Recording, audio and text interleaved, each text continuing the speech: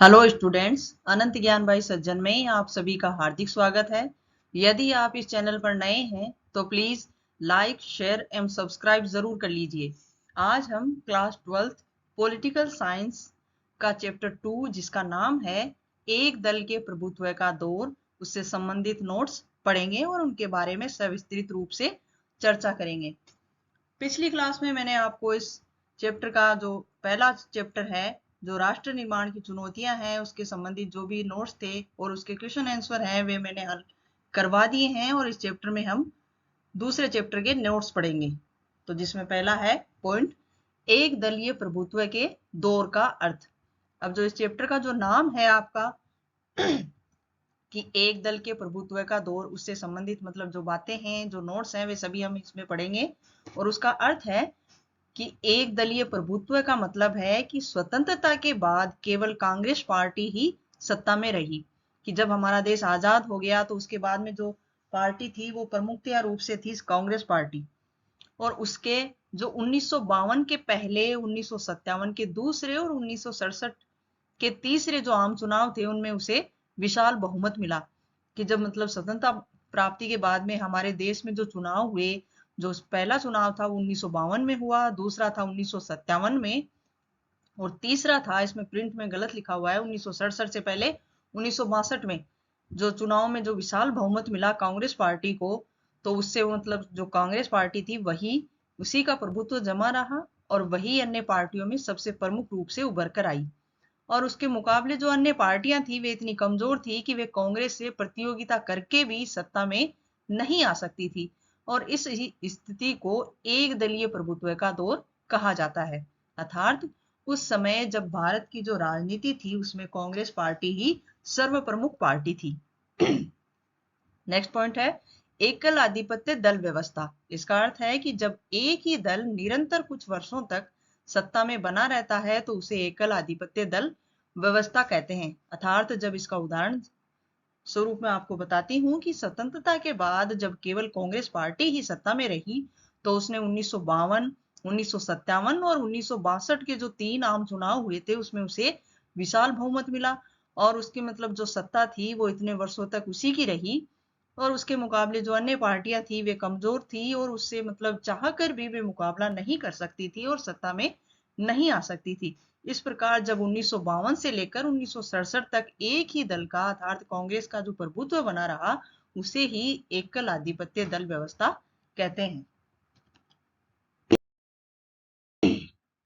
एक दलीय व्यवस्था। अब एक दलीय व्यवस्था से क्या तात्पर्य है कि यदि जब किसी देश में केवल एक ही दल हो तथा शासन शक्ति का प्रयोग करने वाले सभी सदस्य इस एक ही राजनीतिक दल के सदस्य हो तो वहां की जो दल पद्धति है उसे एक दलीय ही कहा जाता है। अर्थात जब किसी देश में एक दल की प्रधानता हो और उसी का शासन हो और उसी में जो शासन करने वाले शासित वर्ग है वो उसी पार्टी से संबंधित हो तो वहां जो व्यवस्था होती है उसे एक दलीय ही कहा जाता है।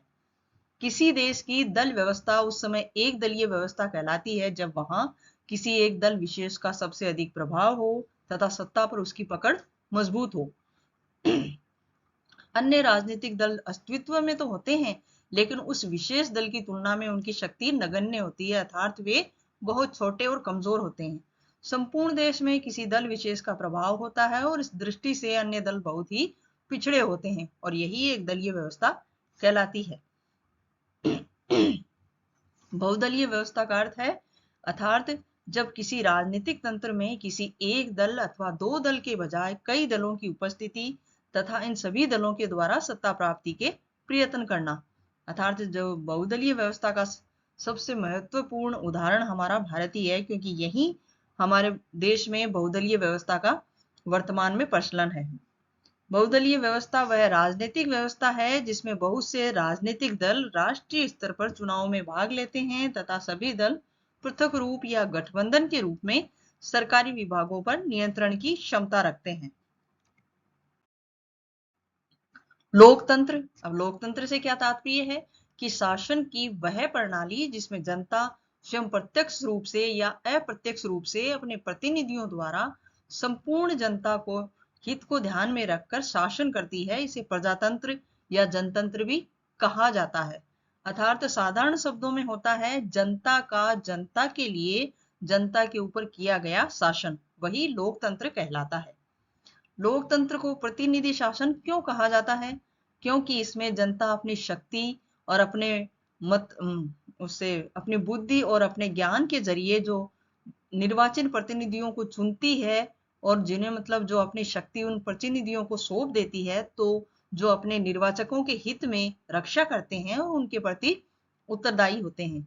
अर्थात जनता अपनी शक्ति का प्रयोग अपने द्वारा चुने हुए निर्वाचित प्रतिनिधियों के रूप में करती है और वे निर्वाचित प्रतिनिधि उस जनता की अर्थात निर्वाचकों के हितों की रक्षा करते हैं और वे जनता के प्रति उत्तरदायी होते हैं। इसी को लोकतंत्र का प्रतिनिधि शासन कहा जाता है। अप्रत्यक्ष लोकतंत्र, इसमें सत्ता जनता में निहित होती है किंतु इसका प्रयोग जनता द्वारा निर्वाचित प्रतिनिधियों के द्वारा किया जाता है जो जनता के प्रति उत्तरदायी भी होते हैं।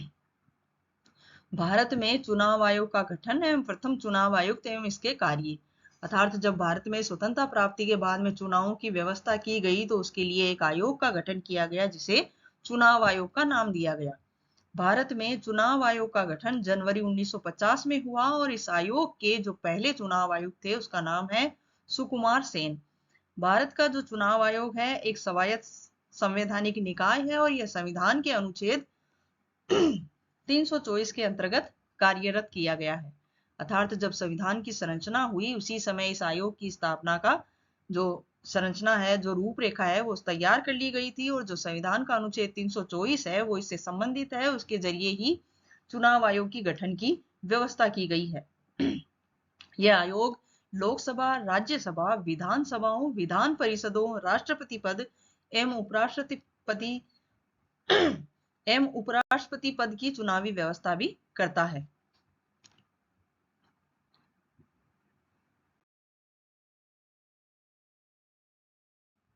चुनाव आयोग की चुनौतियां, अब जब चुनाव आयोग का गठबंधन हो गया, वह बनकर तैयार हो गया तो उसके सामने चुनाव करवाने की जो चुनौतियां थी वे क्या क्या चुनौतियां थी? वे इस प्रकार थी कि स्वतंत्र और निष्पक्ष चुनाव कराना, अर्थात तो उसकी सबसे प्रमुख चुनौती ये थी कि स्वतंत्र और निष्पक्ष चुनाव करवाया जाए जिससे एक महत्वपूर्ण गठबंधित और सत्ताधारी दल की वो संरचना हो जिससे शासन सुचारू रूप से चल सके। चुनाव क्षेत्रों का सीमांकन करना, अर्थात जो संपूर्ण भारत है उसमें उन क्षेत्रों को चिन्हित करना और उन्हें एक क्षेत्र के रूप में संगठित करना जिससे कि वे एक चुनाव क्षेत्र के रूप में सीमांकन हो जाए और चुनाव क्षेत्र के रूप में उन्हें चिन्हित किया जा सके। मतदाता सूची बनाने के मार्ग में बाधाएं भी आई, उन्हें बाधाओं को दूर करने के उपाय बनाना, अधिकारियों और चुनाव कर्मियों को प्रशिक्षित करना, अर्थात उन अधिकारियों और चुनाव कर्मियों को प्रशिक्षित करना ताकि वे बता सकें कि आम जनता जो कि अनपढ़ थी उस समय अधिकतर कि चुनाव हमें किस प्रकार करना है और किस प्रकार हमें अपने उचित प्रतिनिधियों का चुनाव करना है और किस प्रकार हमें वोटिंग करनी है। कम साक्षरता के चलते मतदान की विशेष पद्धति के बारे में सोचना, और उस समय चुनाव आयोग के सामने महत्वपूर्ण चुनौती थी कि मतलब जो भी भारत की जो जनता है जो कि जो अधिक से अधिक अनपढ़ और असाक्षर है, तो इन मतलब जो कम साक्षर व्यक्ति हैं उनके मतलब उनके जरिए मतदान को किस प्रकार करवाया जाए, तो ऐसी पद्धति के बारे में सोचना जिससे कि जनता ज्यादा से ज्यादा रूप में मतदान के बारे में सोच सके, उसमें भाग ले सके। मतदान के तरीके और उनमें बदलाव, प्रथम दो आम चुनावों के बाद जो व्यवस्था अपनाई गई उसमें मतपत्र पर सभी उम्मीदवारों के नाम व प्रतीक होते थे। तब मतदाता को अपनी पसंद के उम्मीदवार के सामने मुहर लगानी होती थी। यह विधि लगभग 40 वर्ष तक प्रचलन में रही और जब 1990 के अंत में निर्वाचन आयोग ने मतदाताओं की प्राथमिकताओं के रिकॉर्ड हेतु इलेक्ट्रॉनिक वोटिंग मशीन जो कि ईवीएम है उसकी विधि आरंभ की, तो सन 2004 में इसे पूरे देश में लागू कर दिया गया। इलेक्ट्रॉनिक वोटिंग मशीन है उसकी विधि आरंभ की गई 1990 के अंत में और 2004 में इसे पूरे देश में लागू कर दिया गया।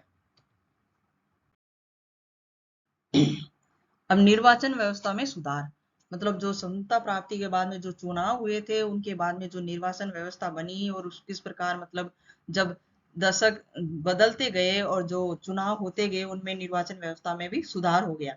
मतपत्र के स्थान पर इलेक्ट्रॉनिक वोटिंग मशीन का प्रयोग होने लगा। प्रत्याशियों की जमानत राशि में वृद्धि की गई।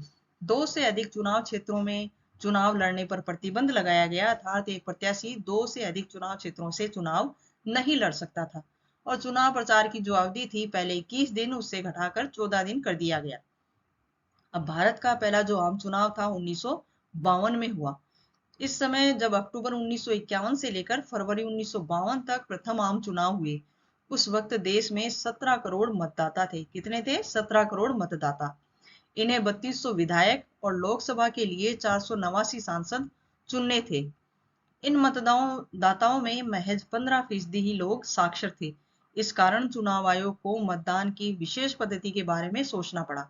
चुनाव आयोग ने चुनाव कराने के लिए 3 लाख से ज्यादा अधिकारियों और चुनाव कर्मियों को प्रशिक्षित किया।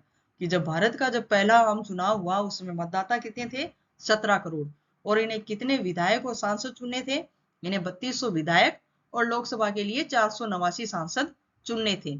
और इन मतदाताओं में कितने व्यक्ति और कितने परसेंट साक्षर थे? 15% ही साक्षर थे। और जब चुनाव आयोग करवाया गया तो मतलब इन लोगों को प्रशिक्षित करने के लिए, चुनाव करवाने के लिए जो अधिकारी थे उनकी संख्या थी 3 लाख से ज्यादा अधिकारी और चुनाव कर्मियों को चुनाव करवाने के लिए प्रशिक्षित किया गया। अब पहले चुनाव के बारे में कई लोगों ने राय दी। कहा कि जब मतलब ये जो चुनाव होंगे, जो अनपढ़ जनता है वो किस प्रकार करेगी, किस प्रकार इन चुनाव में भाग लेगी, तो इसके बारे में नई नई टिप्पणियां और धारणाएं उभर कर आने लगी। तब एक हिंदुस्तानी संपादक ने इसे कहा कि यह इतिहास का सबसे बड़ा जुआ है, कि ये चुनाव नहीं है, ये इतिहास का सबसे बड़ा जुआ है और ये भारत के लिए सबसे ज्यादा खतरनाक साबित हो सकता है। ऑर्गेनाइजर नाम की एक पत्रिका ने लिखा कि जवाहरलाल नेहरू अपने जीवित रहते ही यह देख लेंगे और पछताएंगे कि भारत में सार्वभौम मताधिकार असफल रहा।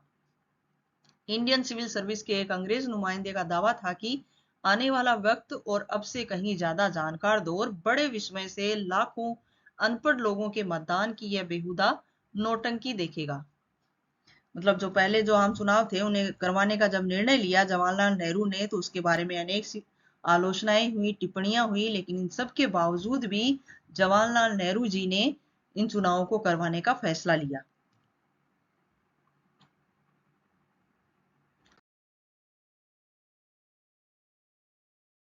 पहला आम चुनाव जो 1952 में हुआ था उसका जो परिणाम हुए, भारत में लोकतंत्र सफल रहा। लोगों ने चुनाव में भाग लेकर बढ़त बनाई, अर्थात लोगों ने खूब बढ़ चढ़कर मतदान करने में हिस्सा लिया। चुनाव में युवाओं के बीच कड़ा मुकाबला हुआ और जो हारने वाले जो प्रत्याशी थे उन्होंने भी नतीजों को सही बताया। भारतीय जनता ने इस विचारधारा के प्रयोग को अमली जामा पहनाया और सभी आलोचकों के मुख बंद हो गए। चुनाव में कांग्रेस ने 364 सीटर और सबसे बड़ी पार्टी बनकर उभरी। दूसरी सबसे बड़ी पार्टी रही कम्युनिस्ट पार्टी ऑफ इंडिया, जिसे 16 सीटें हासिल हुई। जवाहरलाल नेहरू देश के पहले प्रधानमंत्री बने। प्रथम आम चुनाव को इतिहास का सबसे बड़ा जुआ की संज्ञा देकर क्यों आशंकाएं व्यक्त की गई थी? इसमें पहला पॉइंट है मतदाताओं की विशाल संख्या थी। मतलब वो जो संपादक थे उन्होंने कहा कि ये जो भारत के लिए सबसे बड़ा इतिहास का जुआ है। इसे क्यों कहा गया? क्योंकि मतदाताओं की विशाल संख्या थी, जिसमें से लगभग 70% से अधिक मतदाता अनपढ़ और असाक्षर थे। गरीब व निरक्षर मतदाता थी, अर्थात तो बहुत से लोग गरीब थे जिन्हें मतलब चुनाव के बारे में कुछ भी ज्ञान नहीं था कि किस प्रकार चुनाव होगा, किस प्रकार चुनाव किया जाता है, किस प्रकार हम मतदान करेंगे, मतदान क्या होता है, किस प्रकार होता है, किस प्रकार दिया जाता है।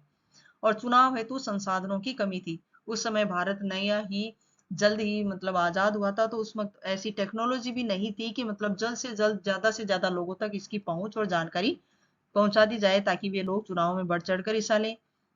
और प्रशिक्षित चुनाव कर्मियों का भी अभाव था। तो इन सभी पॉइंटों को देखते हुए जो संपादक थे उन्होंने कहा कि यह चुनाव इतिहास का सबसे बड़ा जुआ है।